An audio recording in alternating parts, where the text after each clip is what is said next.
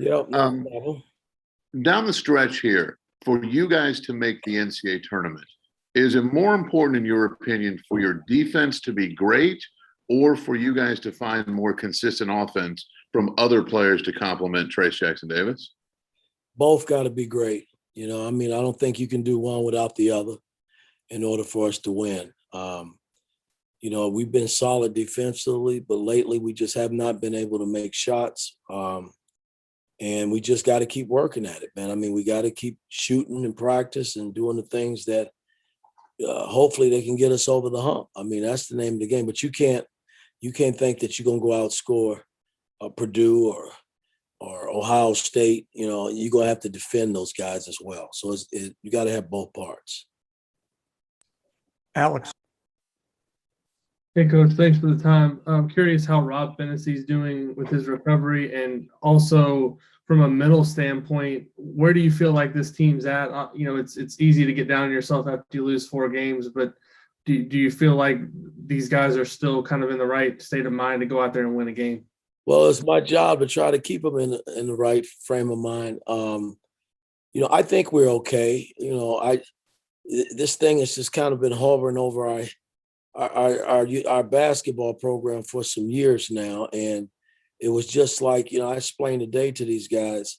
It was just like we couldn't win on the road, and once you broke that barrier and you won your first game on the road, you know what it felt like.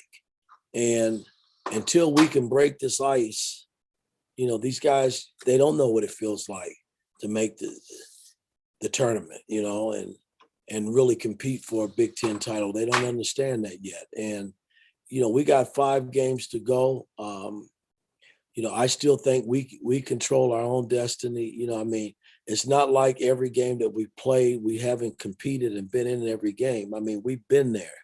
We just haven't been able to close here of late. And, that's kind of disturbing. I kind of put the onus on myself as a coach because it's my job to get them over the hump. But then too, they still got to play too. So, it's kind of, back and forth with each other in terms of coach player, but somehow we got to break the ice, and we got a big game Monday at Ohio State. They lost today at home, and, they're going to be hungry based on, the game we had here. So we got to come ready to play.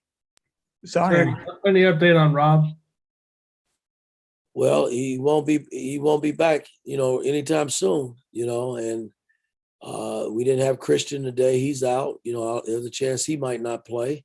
So, hey, we're shorthanded, but hey, there are plenty of other guys over there that's wearing a uniform. Guys have just got to step up until those guys get back. Zion. Yeah, Coach, you've talked time and time again about the issues you've had with ball screen defense, and Ohio State runs a lot of ball screens, and they're pretty creative with their screens. So what do you think are the keys to guarding Ohio State when they get into that ball screen offense?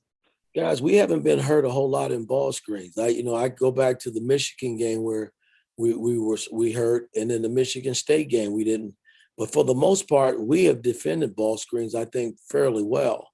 Our defense has held us in games. So, I won't agree with you there. I thought when we played Ohio State, I thought we handled their pick and rolls pretty well. Now, they've doing some things a little bit differently than the last time we played them. But, we've had a good practice today and was able to go over some of the new things that they've done. But, our ball screen, it comes down to getting into the ball. And X, when he does it right, he's been pretty good. When we've had Rob has been pretty good. So those mainly the only 2 guards that have been on the ball pretty much when most of these college teams are initiating their pick and roll. Now we had our problems with Wisconsin with Davis the other night, and it wasn't because of the pick. He just kept beating our coverage. He would reject, and that's a big thing in our defensive system when we put it in. You can't reject. You got to send it to the coverages. And 3 or 4 times he beat our coverage and was able to get, home free to the bucket and make plays. And that can happen. So, but again, Ohio State, I think we know them. But again, we're going to have to commit for 40 minutes, just like we did here at home, because it was a hell of a game here at home that we were able to get away with. Tom? Mike, you guys have only made 17 3-pointers in the last 4 games. And that 4.2 average would be worse in the country. I know we talked a few weeks back about more motion and more movement in that to kind of get more looks for Parker and Miller, who are the better percentage shooters on your team. Is that something that needs to be emphasized a little bit more going forward here? Again, guys, make no mistake about it. Our strengths this year has been playing inside out, and I'm not going to deviate from that. We don't have a great pick and roll team. They run a bunch of pick and roll actions like most college teams do.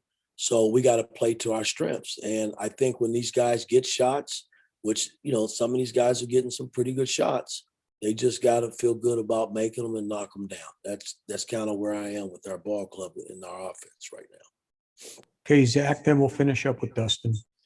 Mike, I guess following up on just sort of the health of the point guard position overall, if you don't have 2 of those guys Monday night, who are maybe some of the guys you look at to spell Xavier? Do you think about doing something different with Trey so you make sure that his minutes are staggered a little bit more? Do you look at a guy like Tamar and maybe ask him to do a little bit more? Well, again, I think, Anthony comes into play tomorrow. Again, they don't press a lot. They play a 2-2-1, occasionally back to a 2-3 zone. It ain't like they're trapping a lot, things of that nature. So, we got guards that can, get the ball up the floor, but, initiating offense, getting us in our offense, based on our quick strikes when we do get them, they're not used to doing that. But hey, it's what it is. I can't worry about the fact that we don't have certain guys. We just got to mix and match and see what happens. Last question, Dustin.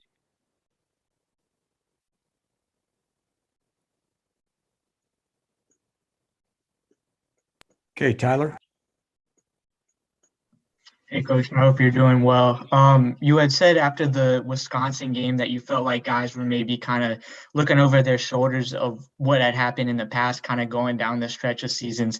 How do you kind of act as much as you can to help them mentally through that? Like you mentioned with the away games, that once you break the ice, you're kind of over that mental hurdle. But what is the process for you of trying to kind of initially get them through that? Well, the only thing that's going to help Tyler is win. And, again, every game we've been in, every ball game. I mean, you can't name, I look at the Michigan game, but there's just not very many games that you can name that we haven't competed, and again, when you got a group of guys that, that have never won, the mental thing starts to play a role. And, it's my job to kind of ease that. And, there's not a day that I don't go by in practice that I'm trying to be positive but I still got to coach. You still got to push guys to play at a high level. If it wasn't for our defense, I don't think a lot of these games we would even be in. That has kind of set the table in terms of where we are, but we just got to learn how to finish, and I got to help them in that category somehow.